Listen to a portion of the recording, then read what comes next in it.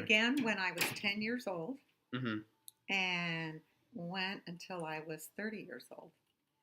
But I remember it most especially when I was in high school because the young men who were in my class who did not go to college went straight to Mm-hmm. Vietnam. They were Mm-hmm. drafted.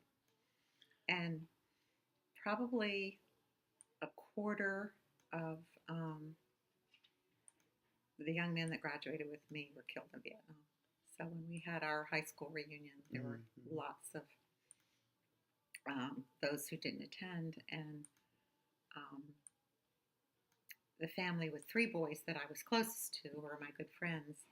Um, he lost one brother. The other brother is still a disabled veteran with very serious PTSD and unable to hold a job.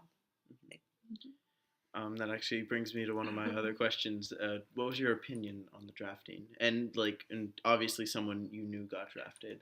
um, it was just all part of young men being 18 at the Mm-hmm. time. Mm-hmm. And if you weren't going on to college, once you graduated from college, if you weren't going into the ministry or education, Mm-hmm. which were careers that needed men in them, then you were also drafted. So it was just a part of the time.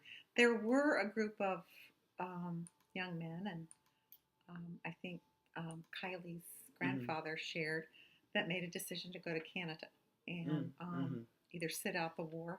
But when it kept going on and on and on, it was even more difficult um, for them to be what's called a draft dodger. Mm-hmm. And I know Kylie had mentioned that her grandfather had participated in a lot of those protests.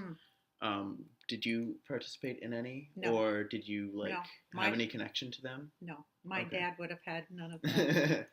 My Yeah. dad was a World War II veteran, Mm-hmm. Mm-hmm. and they were to do their country's duty, and Mm-hmm. so still being rather young, that was the major influence. Yeah. That, yeah. Um, and speaking of, well, I'll get to that question later. Okay. And then you've mentioned sort of how the Vietnam War has influenced other families' lives.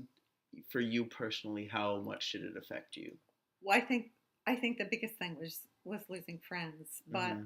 the major issue for all of us was when we learned that our government was not providing leadership for us to win the war, Mm-hmm. and we were losing so many young men, and the horrors of Agent Orange and the Yeah. Yeah. horrible media of children being burned alive.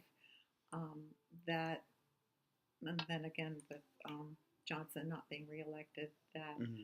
the nation really turned and said, "This is not who we are as a people Yeah. in terms of serving the world."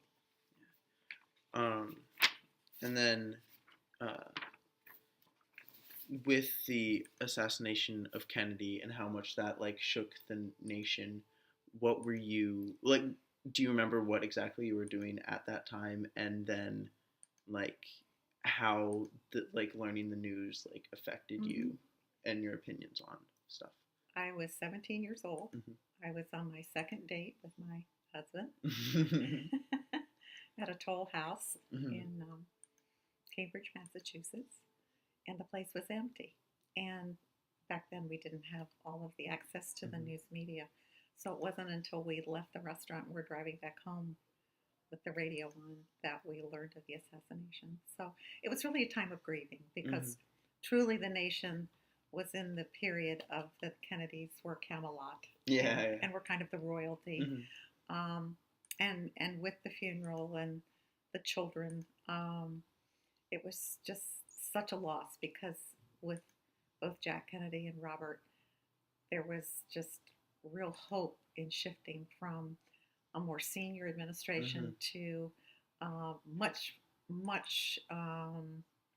higher rate of cabinet positions filled with Mm-hmm. younger people more our age and looking at the world in a different perspective. It was just a really difficult time for the country, and even as for those of us who were in college, and not on campuses where there were a high number of demonstrations, Mm-hmm. which there Mm-hmm. were in the Boston area, Yeah, yeah. but at a religious college, the focus on training missionaries and teachers and physicians. Kids stayed focused on Mhm. their academics, and it was also a number, probably 30% of the young men there were preparing for the ministry. Mhm. So those Mhm. kids weren't involved in the war. Um, and then this is like kind of final question of how the Vietnam still like reverberates to today's society. How do you think the nation has handled, because so many men were drafted in, how do you think they've handled the veterans situation? Because I know there are quite a few veteran rights that are still like iffy among the Well, I think we society. could get to veterans' rights, but I think most importantly, it was a shift in the military, as I understand from my son in law, Hmm. of all of the lessons learned in Vietnam Hmm. and then how they completely changed warfare in Iraq and Iran. Hmm. Hmm. But now in Afghanistan, being in a situation similarly where, um, as in Vietnam, when we pull out the tribal culture of Hmm. thousands of years, will return. And our work there and our influence there, because of the way the withdrawal has been handled, much like Vietnam, in not going to win the war, Hmm. um, that we have a high degree of split in the nation about should we be there, should we continue to be there, and Yeah. what good is it, given the severity of the injuries with Yeah. the veterans Hmm. returning, and then with the scandal in the Veterans Administration about Hmm. how Hmm. horribly long folks had to wait for treatment or being put out on the street or um, dying waiting for Yeah. a treatment. I think there's a great deal of concern about um, Congress and budgeting and taking care of those who have given their lives and a lot of time with their kids growing up, to defending the country. Okay. Well, thank you very All much. righty. Those are pretty much all the questions that I have. Okay. You And get your yeah. assignment done? Yes. Good Yeah. job. All All right. right. I